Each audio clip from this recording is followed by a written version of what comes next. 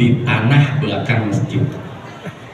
Kemudian melihat sikon jamaah, ya alhamdulillah, meskipun Mangga 2 ini khususnya di tempat ini jamaah senantiasa sangat membludak, akhirnya masjid kita luaskan. Sampailah masjid yang baru ini.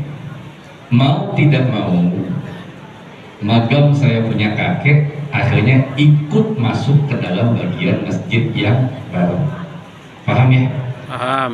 Jadi magam saya punya kakek itu tidak dibuat di dalam masjid, tetapi awalnya di belakang masjid, karena ada perluasan akhirnya ikut masuk ke dalam masjid.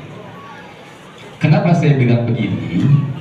Belum lama saya baru dapat kabar ternyata ada tangan-tangan jahil yang memposting di sosmed tentang masjid ini, yang mengatakan masjid ini itu nggak bagus karena di dalam masjid ada makam. Jadi mereka ini yang posting sama juga dengan yang dikit-dikit ngomong maulid itu bid'ah, orang Wahabi. Ya.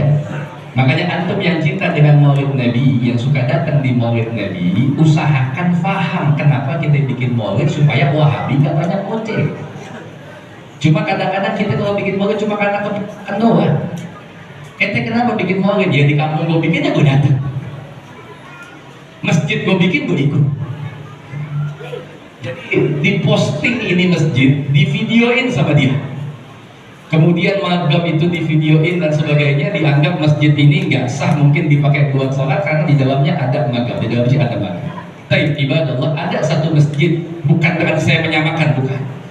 Ada satu masjid di Madinah, yakni Masjid Nabawi, yang mana di dalamnya ada magam baginda Sayyidina Muhammad Sallallahu Alaihi Wasallam. Mungkin itu pun kisahnya sama. Magam Nabi dulu itu bukan di masjid, tapi di rumahnya Nabi Muhammad. Tapi karena jamaah Islam makin banyak, akhirnya masjid digedein, mau tidak mau magam Nabi Muhammad masuk di dalam Masjid. Jadi sebetulnya Wahabi ini nggak pernah mau tanya, tapi gampang jadi tukang fitnah. Makanya saya pesan sama antum semua yang hadir di maulid Nabi, jangan pernah ikut postingan yang dibuat oleh ustadz Wahabi. Ini kadang-kadang kita lucu, antum bikin maulid, datang kemana-mana ikut sholawatan, tapi ya posting di sosmed antum kata-kata Ustadz Wahabi, foto-fotonya, mohon maaf, kalimat-kalimat Ustadz Wahabi, video Ustadz Wahabi, Ustadz Ahlus Sunnah wal Jamaah masih banyak yang bisa antum pakai buat postingan. Di sosmed ada Buya Yahya, di sosmed ada Uwas, di sosmed ada Habib Muhammad itu, di sosmed banyak para habaib yang lain, itu yang bisa kita pakai. Karena tuduhan ahlul bid'ah itu nggak sembarangan. Antum cinta sama Habib Ahmad, antum cinta sama Habib Tabari, antum cinta sama Habib Ali Kuita, antum cinta sama Habib Rahman, Bukit Duri dan sebagainya. Antum hadir haulnya para halali, antum kan itu yang antum hadiri haulnya itu mereka yang sebagai akad sama Wahabi. Kayak di mana cinta kita? Ketika kita mengatakan bahwa Rabbi ma'araf tuh, kalau bukan karena pendidik kami gak kenal dengan Tuhan kami. Mereka yang sudah mendidik kita, mengenalkan kita kepada Allah, mengenalkan kita kepada baginda Sayyidina Muhammad, dituduh sebagai ahli neraka, kemudian kita diam. Sebab kita banyak diam, akhirnya Wahabi banyak yang kurang ajar sama kita. Jadi soal ini paham ya? Baik ya. Jadi mudah-mudahan kalau antum yang lihat video di sosmed, jangan meramakan fitnah murahan daripada Wahabi. Yang Masya Allah, masjid ini memang tidak pernah di dalam masjid dibangun sebuah magam. Ya. Bahkan ada satu keterangan, kita itu kalau duduk di atas batu api, la yajzahadukum ala jamratin fatahikat dia bahwa tahsuya jildi khairatahu min ajzal gabri. Kita itu duduk di atas batu api sampai batu api itu membakar kita lebih bagus dibandingkan duduk di atas kubur. Baik, ibadah Allah yang kedua, kita bacakan surat Al-Fatihah. Mudah-mudahan dengan Fatihah yang kita baca berkhusus sahibul maqam Habib Ali kita baca beliau sahibul maqam dengan bahasan Jabalid senantiasa beliau semua berada dalam nama Allah Subhanahu wa taala. Dan mudah-mudahan kita yang hadir di tempat ini mendapatkan keberkahan daripada beliau semua, termasuk juga yang ada di depan kita, dan juga Fatihah ini kita khususkan buat saudara kita yang saat ini terkena musibah. Mudah-mudahan mereka yang wafat dari kalangan muslimin dan muslimat meninggal dalam keadaan husnul khatimah. Apa-apa yang rusak, yang hancur, nanti Allah ganti dengan yang lebih baik lagi.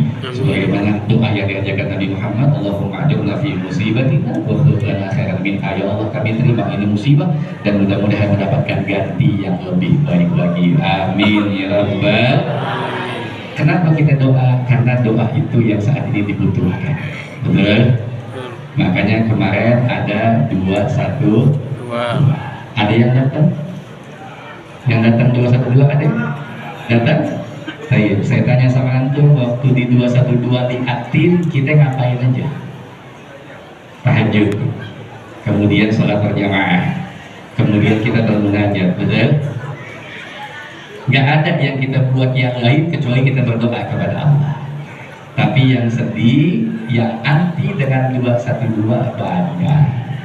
Sampai ada yang bikin video, kami menghimbau warga kami untuk tidak ikut 212. Padahal di dalam 1212 isinya kita bermunajat kepada Allah.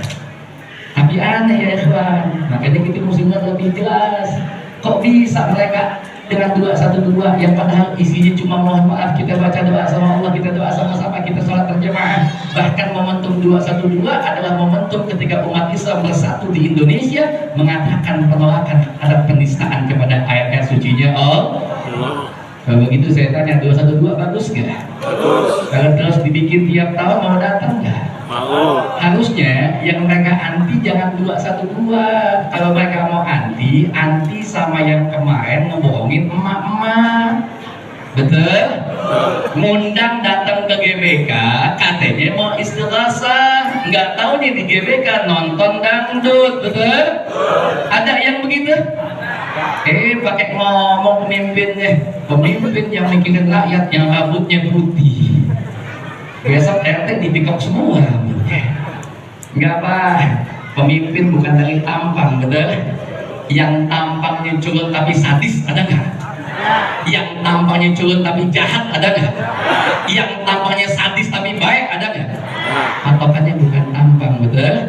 Makanya mudah-mudahan dengan kita hadir maulid pertama kecintaan kita kepada baginda Sayyidina Muhammad. Meskipun kita tahu Nabi Muhammad udah nggak ada, tapi tahadusan bin ni'mah di zaman kita masih banyak ulama-ulama yang istiqamah yang meneruskan daripada perjuangan dakwah baginda Sayyidina Muhammad. Khusus saya punya orang tua, Sayyidina Walid Habib Aidrus, kemudian juga kita punya imam Sayyidina Imam Habib Muhammad Ridzik bin Husain bin Syihab. Doain mudah-mudahan Allah panjangkan usia beliau, murahkan rezekinya, Allah bela perjuangannya, Allah istiqamahkan dakwahnya, dan Allah musnahkan musuhnya. Amin ya rabbal alamin. Assalamualaikum warahmatullahi wabarakatuh. Waalaikumsalam warahmatullahi wabarakatuh.